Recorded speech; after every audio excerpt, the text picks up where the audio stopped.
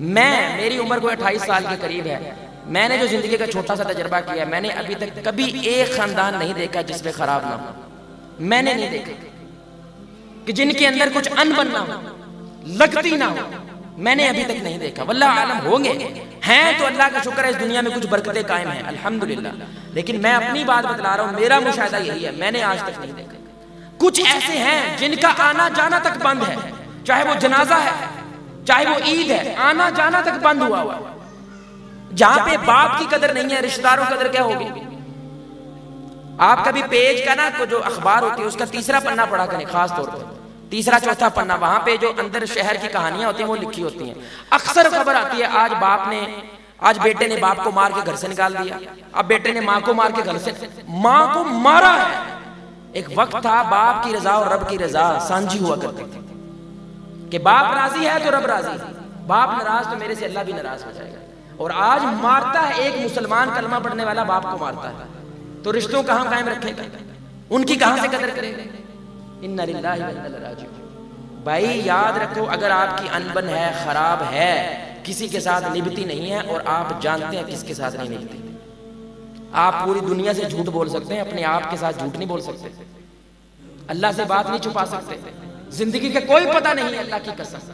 سب سے بڑی حسرت جو آپ کو لے ڈوبے گی، اس لیے ترمذی کی روایت ہے، میں بار بار یہ حدیث سناتا ہوں کہ انسان حسرت سے اتنا روئے گا کہ اس کے آنسوؤں میں کشتیاں چلائی جا سکتی ہیں، لیکن اللہ رب العزت کو اس پر ترس نہیں آئے گا. میں نے تجھے موقع دیا تھا، میں نے تجھے وقت دیا تھا، مہلت دی تھی. ایک مولوی آیا تھا، ایک سپیکر آیا تھا، ایک عالم آیا تھا، اس نے تجھے سمجھایا تھا یہ بات کہ یہ ہے تو تجھے جنت نہیں مل سکتی، لیکن تو نے سنی اور انسنی کر دی. وہ نہیں بھائی جان، جو اس بندے نے میرے ساتھ کر دیا نا، اس کو تو گولی مار دینی چاہیے. تجھے شکر کرو میں اندھے کار نہیں جا رہے.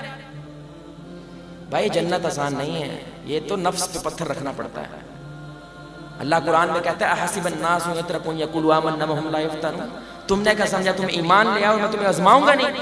اللہ ایسا آزماتا ہے. انبیاء کہہ اٹھتے ہیں اللہ کی مدد کب آئے گی، انبیاء کہہ اٹھتے ہیں کہ اللہ کی مدد کب آئے گی، اللہ کی خیر کب اترے گی، نصرت کب آئے گی. سبحان اللہ. یعنی کہ انبیاء تک ہل جاتے ہیں. آپ اور میں کس کھیت کے مولی؟ جنت آسان نہیں ہے میرے بھائی، اس کے لیے انبیاء شہید ہوئے ہیں، ان کے قتل ہوئے ہیں. آپ اور میں کیا چیز ہے؟ اور میرے بھائی اور دوستو دیکھیں، بہت کم ایسے اعمال ہیں جس کا اللہ نے وعدہ کیا ہے کہ میں دنیا میں بھی اس کی سزا دوں گا. اور اس میں ایک سزا کی کیا بات ہے؟ جو خون کے رشتوں کو توڑتا ہے. رسول اللہ صلی اللہ علیہ وسلم کی حدیث ہے، ترمذی کی روایت ہے. آپ صلی اللہ علیہ وسلم نے فرمایا کہ جو شخص خون کے رشتوں کو توڑتا ہے اور زمین میں فساد مچاتا ہے، معاشرہ خراب کرنے کی کوشش کرتا ہے، اس بندے کے بارے میں اللہ جلد بازی کرتا ہے سزا دینے میں، دنیا میں بھی اور آخرت میں بھی. اللہ جلد بازی کرتا ہے، فوراً اس کو سزا ملتی ہے. اور سزا سب سے بڑی پتہ کیا ہوتی ہے؟ آپ کو پتہ ہی نہیں ہے کہ سزا مل رہی ہے. اس سے بڑا کوئی عذاب نہیں ہوتا میرے بھائی. بندے کو پتہ ہی نہیں ہے میں عذاب میں ہوں. یہ بالکل ایسے ہی، اللہ معاف کرے، اللہ آپ کو مجھے محفوظ رکھے. آپ کو کینسر ہے اور وہ کینسر فائنل سٹیج تک پہنچ گیا، آپ کو پتہ ہی نہیں ہے. یہ زیادہ بڑا عذاب ہے کہ آپ کو پتہ ہی نہیں ہے. پتہ ہوتا تو میں رک سکتا تھا، جب پہلی سٹیج پہ تھا اپنا علاج کروا سکتا تھا. لیکن عذاب سب سے بڑا یہ ہوتا ہے کہ بندے کو ادراک ہی نہ ہو میں عذاب میں ہوں، اللہ کی میرے پہ لعنت برس رہی ہے، اس کو ادراک تک نہ ہو. ہمیں یہ ادراک تک نہیں ہو رہا کہ ہمارا معاشرہ اللہ کی لپیٹ میں آیا ہوا، ہمارا معاشرہ ایک عذاب کی لپیٹ کے اندر ہے. اور اس کی ایک وجہ اللہ رب العزت کیا بیان کرتے ہیں؟ وہ خون کے رشتوں کو توڑنا ہے، خاندانی نظام کو توڑنا ہے.